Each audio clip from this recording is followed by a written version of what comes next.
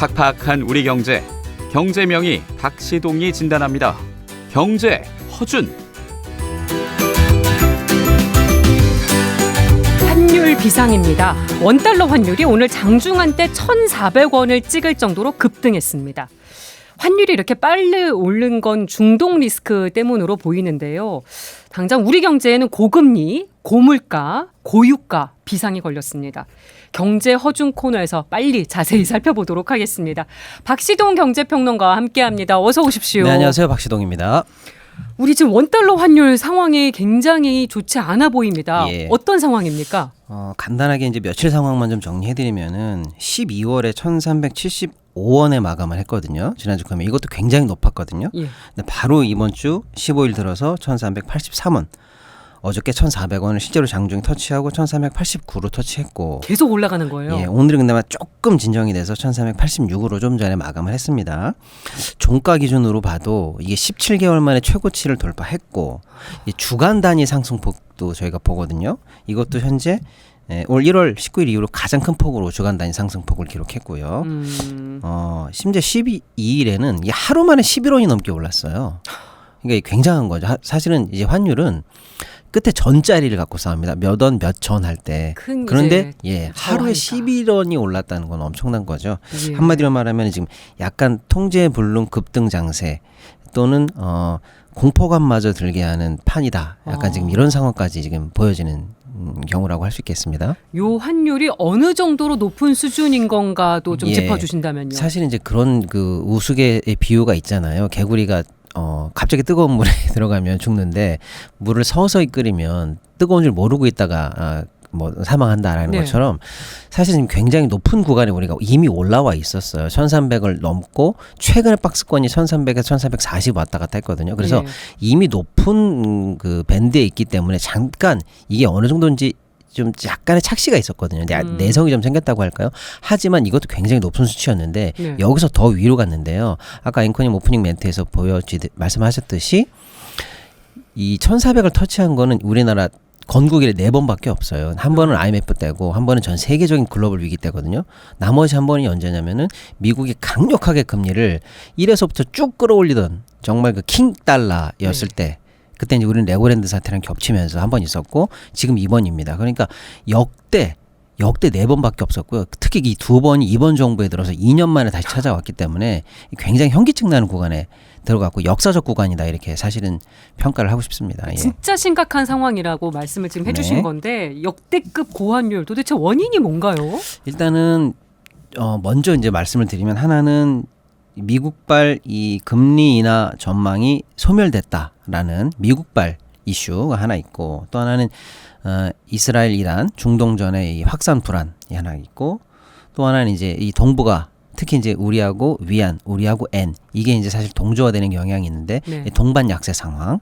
그다음에 이제 한국의 특이한 상황으로서 현재 배당 기간이에요. 그래서 배당금을 받은 외국인들이 본국에 송금하는 기간입니다. 이게 배당 역송금 기간이라고 하는데요. 이런 것들이 복합적으로 나타났다.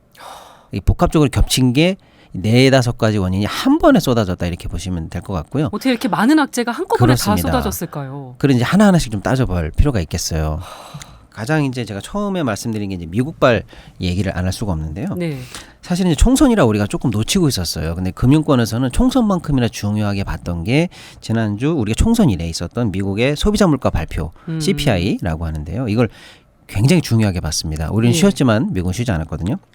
근데 전년 동월 대비 3.5 상승으로 발표가 됐는데 시장 예상치를 넘었다는 게 중요하고요. 전월 대비에도 0.4가 됐는데 시장 예상치보다 이것도 또 넘었어요. 그리고 이제 미국에서 주요하게 보는 게 식료품하고 에너지를 뺀 근원 CPI를 보는데 이것도 시장 예상치를 넘었습니다. 그러다 보니까 지금 3번 연달아 미국의 물가가 시장 기대치 위로 넘어갔어요. 그러니까 이거 안 잡히는 거 아니야? 라는 불안감이 미국 시장을 강타했거든요.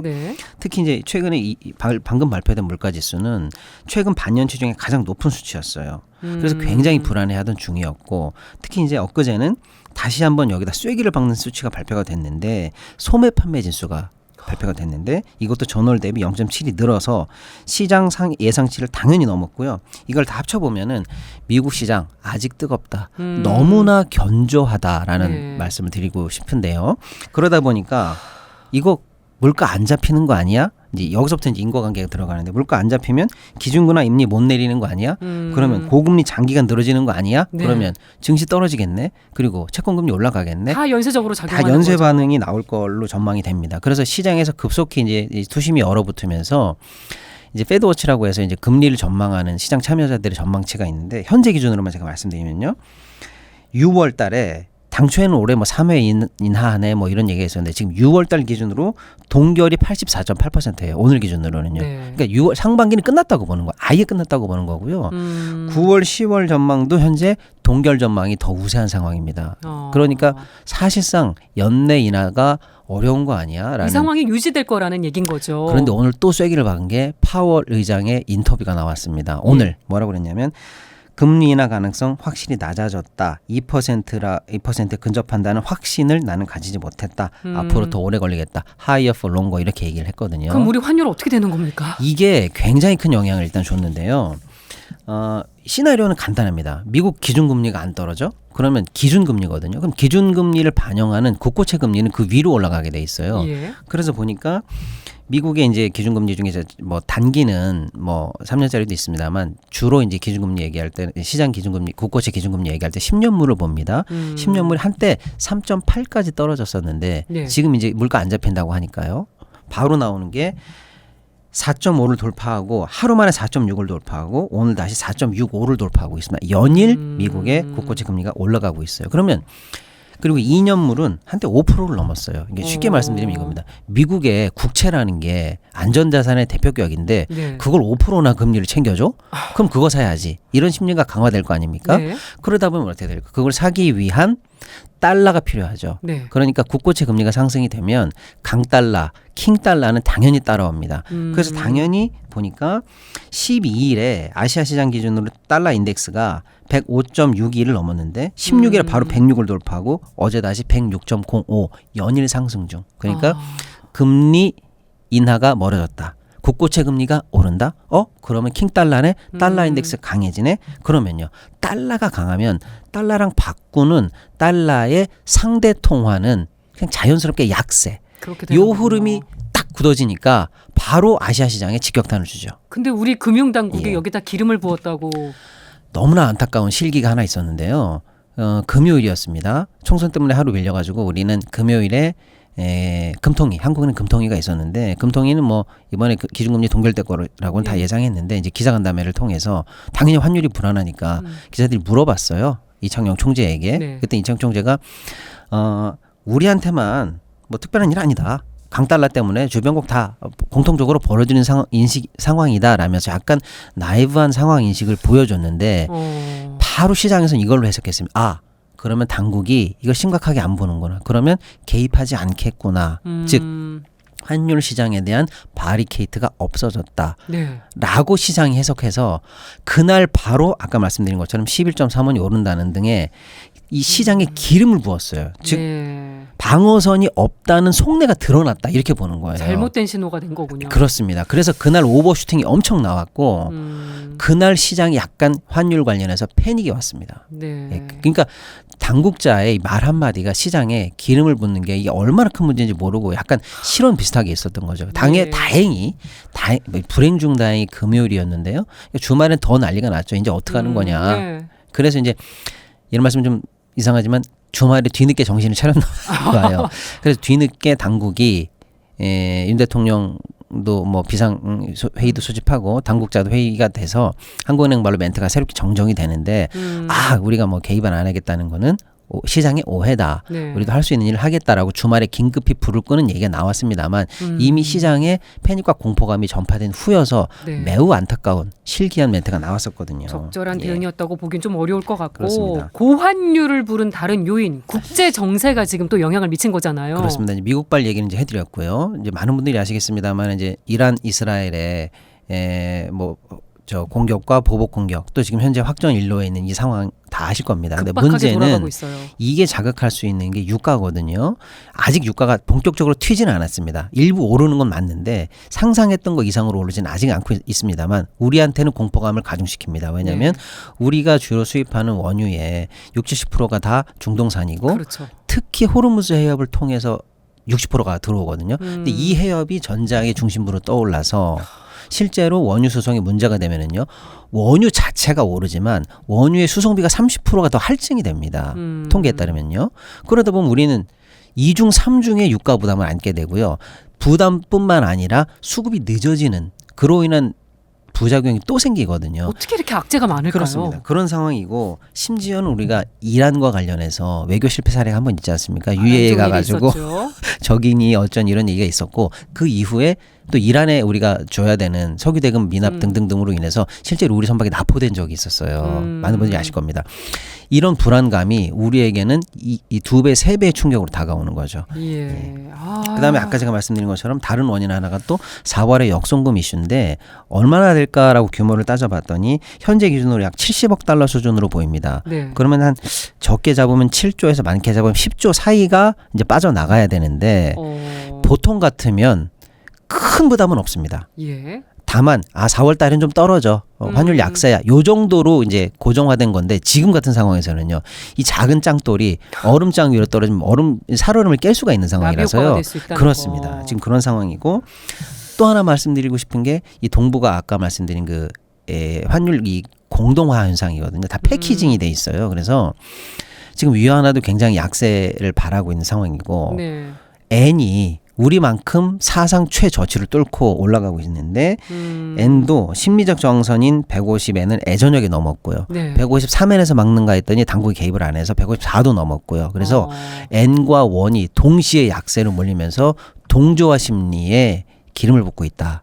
이런 복합 원인 4가지 이상이 동시에 나타나면서 현재 패닉 장세가 벌어졌다 이렇게 보셔야 될 것 같습니다. 지금 유튜브로 보고 계신 소리비님께서 물가 더 오르겠네 느낌표를 마구 찍어주셨는데 우리 지금 대파 논란 등으로 해서 물가 문제도 심한데 이게 다 또 영향을 미칠 것이지 않습니까? 맞습니다. 그러면 이제 문제가 뭘까라고 보면 결국에는 원유가 오르잖아요. 그러면 물가에 적어도 시차를 반영해서 생산자 물가를 올리고요. 원자재 값을 올리고 그다음에 소비자 물가를 올리는 게 시차가 옛날에는 되게 길었는데 점점 빨라지고 있거든요. 자, 그런데 원유 자체로 인한 물가 상승폭 하나 그걸 다시 수입 물가로 환전했을 때 환율이 지금 현재 우리가 원래 잡고 있던 것보다 30% 이상 올랐다고 보면은요. 2배로 맞는 거잖아요.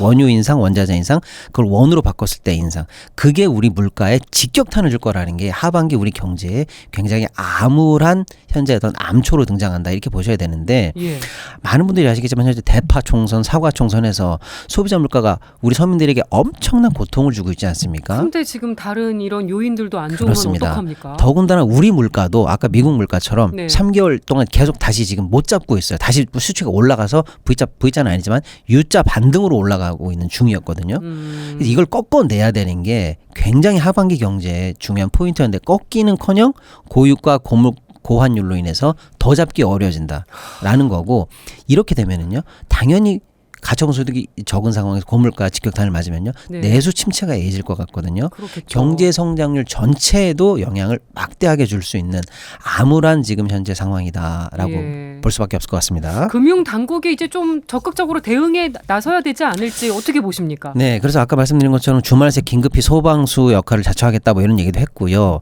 실제로 구두 개입을 이틀간 했습니다. 할 거야 이런 식으로. 근데 구두 개입 효과가 좀 적었죠. 근데 오늘은 실제로 시장에서 실개입이 나온 것 같습니다. 그래서 환율이 실제로 6원 정도 떨어뜨렸어요. 이건 이제 실제로 당국이 개입한 걸로 당연히 우리는 시장에서 보고 있고요. 여기에뿐만 아니라 이제 여러 가지 수단을 동원하겠다라고 하는데 예를 들면 이런 수단이 가능해요. 2년 전에도 1,400원 터치할 때 뭘 했냐면요. 시장에 달러가 귀하니까 그게 강달러 아니겠습니까? 그러니까 달러를 환전하지 마. 라는 다른 대책이 뭐가 있냐면 특히 국민연금 같은 경우는 해외 투자가 많거든요. 그렇죠. 그럼 달러 너 시장에서 구하지 마. 내가 그냥 빌려줄게 라고 해서 정부와 국민연금의 달러 스왑 그때 제 기억에 350억 불 정도 했습니다. 그러니까 350억 불 정도를 시장에서 빼는 효과가 있죠. 그러니까 달러 수요를 없애는 효과가 있습니다. 그런 식의 다양한 방법들을 총동원하겠다라는 발표가 오늘 나오고 있는데 그래 그 발표가 어느 정도 이제 약효를 발휘하면 1,400선을 지키는 효과는 있을 것 같아요. 근데 문제는 대외 변수로 촉발된 큰 파도가 있지 않습니까? 예. 그래서 1,400선의 이 밴드 자체를 낮추기는 조금 어려울 것 같아서 근본적으로는 좀 의구심이 드는 상황이다 이렇게 볼 수가 있겠습니다. 우리 지금 외환 보유고는 괜찮습니까?